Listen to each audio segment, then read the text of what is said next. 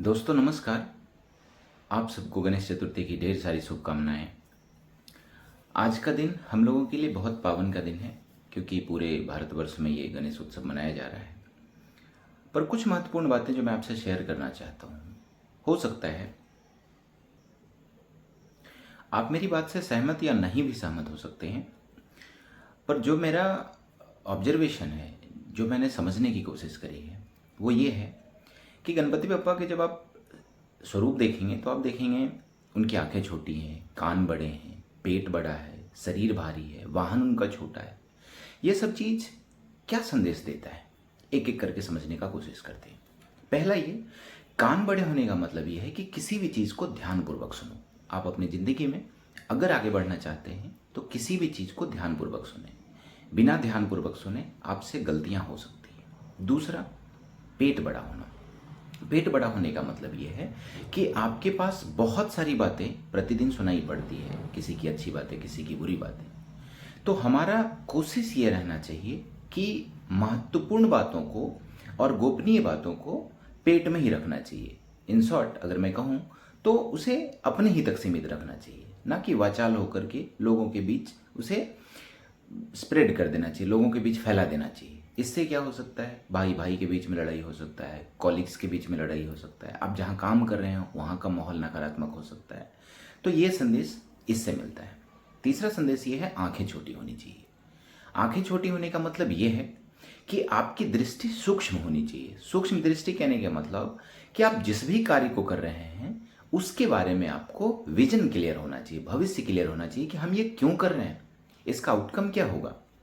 जिस प्रकार अर्जुन से जब पूछा गया कि आपको क्या दिखता है, सभी को पेड़ दिखता है, किसी को चिड़िया दिखती है, किसी को बांध दिखता है, लेकिन जब अर्जुन से पूछा गया कि आपको क्या दिखता है तो अर्जुन ने जवाब दिया कि मुझे चिड़िया की आंख दिखाई पड़ती है। जिस दिन इतनी सूक्ष्म दृष्टि आपके पास आ जाएगी उस दिन आप इस दुनिया में सफल के रास्ते पे तो चलेंगे ही चलेंगे, उसके साथ साथ आप जो भी करना चाहते हैं वो जरूर पाएंगे।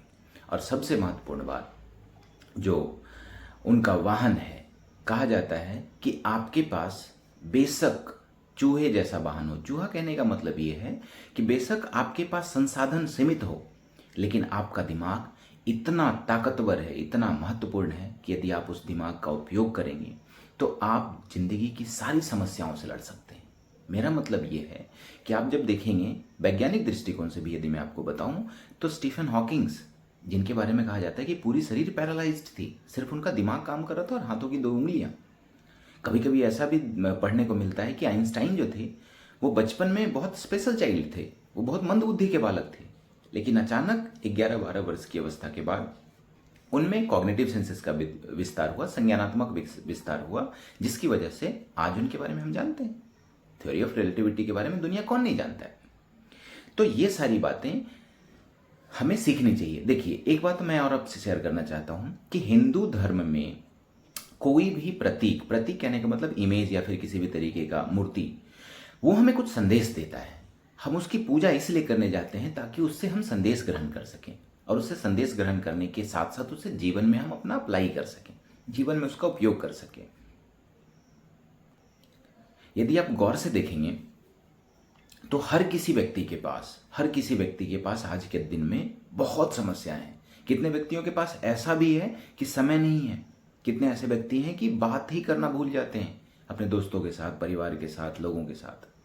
ऐसे विकट सिचुएशन में आपका ये धर्म होना चाहिए, आपका ये कर्तव्य होना चाहिए कि ये जो मानव शरीर मिला है, इस मानव शरीर का काम सिर्फ यही होता है कि सिर्फ काम करना, पैसे कमाना और जिंदगी जी के खत्म कर देना। नहीं, ये नहीं है। जिंदगी जीने के लिए आपको 3 चीजों का होना आवश्यक है। एक स्वस्थ मन, दूसरा स्वस्थ तन, और तीसरा आपके पास आर्थिक व्यवस्थाएं जो है आपका न्यूनतम और महत्तम के बीच में होना चाहिए। यदि आप बहुत पैसे कमाते हैं अच्छी बात है, यदि आप कम पैसे कमाते हैं तो भी घबराने की बात नहीं है, क्योंकि आपका जन्म सिर्फ इस बात के लिए सीमित नहीं हुआ है कि धन ही हमारा मूल उद्देश्य है। यदि आप ऐसा करते हैं तो आप जीवन जी नहीं रहे बल्कि जीवन काट रहे हैं। कुछ लोगों को मैं ऐसे देखता हूं कि उनके पास पैसे जब तक रहते हैं तब वो खुश रहते हैं, पैसे नहीं है तो दुखी रहते हैं। ऐसा नहीं करना है। आप किसी भी भगवान को देखो, मैं एक छोटा सा एग्जांपल देता हूं। भगवान शंकर को देखो, भगवान विष्णु को देखो। भगवान शंकर को क्या चढ़ाया जाता है? धतूरा, बेल, बेलपत्र, मतलब वो सारी चीजें जो जंगल में पाई जाती है। विष्णु को क्या चढ़ाया जाता है? विष्णु को लड्डू चढ़ाया जाता है, रसगुल्ला चढ़ाया जाता है, मतलब वो सारी चीज़ें, स्वादिष्ट मिठाइयाँ, मिष्ठान, ये सारे चढ़ाए जाते हैं। ऐसा क्यों है? ये दोनों हमें इस बात का संकेत देते हैं कि हमारे पास दो मार्ग होते हैं, एक सन्यास का और एक गृहस्थ का। कहा जाता है कि हम दोनों में से किसी भी मार्ग पर चलें तो अंततः हमें मोक्ष ही प्राप्त करना है, ये मूल उद्देश्य है। तो कहा जाता है कि जो गृहस्थ जीवन जिएगा, जो पैसा कमाएगा, जो घर में रहेगा, तो वो विष्णु की पूजा करके अपनी भक्ति कर सकता है। लेकिन मान लो कोई व्यक्ति यदि संन्यास आश्रम ग्रहण करता है तो उसे किसकी पूजा करनी चाहिए? अब वो सन्यासी व्यक्ति तो विष्णु की पूजा कर नहीं सकता, क्योंकि वो कहाँ से लड्डू लाएगा, पैसे कहाँ से लाएगा, कहाँ से वो इत्र लाएगा, कहाँ से वो सुगंधित द्रव्य लाएगा। इसलिए व्यवस्था ऐसी की गई कि वे लोग शंकर की आराधना करेंगे। और शंकर को क्या चाहिए? वो बेलपत्र, वो जंगल के सारे फूल, धतूरा, पान, ये वो जो सारे जंगल में आसानी से उपलब्ध है। मतलब ये है कि हमारा मन और हमारे विचार शुद्ध और सकारात्मक होने चाहिए, जिसके सहायता से हम मोक्ष की प्राप्ति कर सकते हैं। यदि मैं आपको एक और अच्छी बात बताऊं तो ब्रह्मा, विष्णु, महेश ये हमारे 3 प्रकार के देवता हैं। लेकिन यदि इसको आप वर्तमान जीवन से तुलना करें तो आप पाएंगे कि ब्रह्मा जो क्रिएचर्स है, जो जन्म देता है, जैसे मैं एग्जाम्पल लेता हूँ विद्या, स्टडी, आप उसको जितना निर्माण करेंगे, जितना सृजन करेंगे, उतना वो बढ़ेगा। लेकिन यदि मैं विष्णु की बात करूं, पालनहार की बात करूं, तो आपका स्वस्थ तन है, स्वस्थ मन है, आपका व्यवहारिक जीवन है। और शंकर की मैं बात करूं, भगवान शंकर की बात, तो अगर इसमें आप देखेंगे तो नाश के लिए, आपको नाश करने के लिए जिंदगी में क्या है? दुख है, ईर्ष्या है, द्वेष है, आपके मन में जितनी सारी नकारात्मक ऊर्जा है, सकारात्मक को वृद्धि करना है, नकारात्मक को नाश करना है। और ये तभी हो पाएगा जब आपके पास बुद्धि, विवेक जैसे सृजनात्मक सहायक औजार आपके पास हो। कुछ ऐसे लोग होते हैं जो कहते हैं कि मैं राम की पूजा करता हूँ। पूजा करना अच्छी बात है, मंदिर जाना अच्छी बात है, लेकिन हिंदू धर्मों का मूल उद्देश्य ये है कि जब आप मंदिर जाएं तो आपके व्यवहार में, आपके आचरण में, आपकी योग्यता में कुछ वृद्धि महसूस हो। इसका मतलब ये है कि आप जब कहीं जा रहे हैं तो वहां से कुछ ग्रहण करें, ना कि जब मंदिर गए और वहां से वापस आते समय किसी के साथ चुगली कर रहे हैं, किसी की बुराई कर रहे हैं। ये गंदी हरकतों से बचिए, क्योंकि भगवान ये कभी नहीं कहते कि आप हमारे पास मंदिर आइए और गलत कामों में संलिप्त रहिए। लोग बोलते हैं कि राम राम करते रहो, सारा पाप कटते रहेगा। जी नहीं, गलत बात है। राम राम करते रहो, पाप वो कटेंगे जो अनजाने में हुए। जो जानबूझकर हुआ, जो जानबूझकर किया गया है, उसके तो फल आपको मिलकर ही रहेंगे। इसलिए कर्म का सिद्धांत ये कहता है कि यदि आप अच्छा करेंगे तो अच्छा पाएंगे, बुरा करेंगे तो बुरा पाएंगे। कोशिश ये रहे कि हम जानवर से मनुष्य बनने की श्रेणी में बढ़ते रहें, और एक समय ऐसा आएगा कि मनुष्य से भी जब ऊपर उठता है तो व्यक्ति देवता बन जाता है।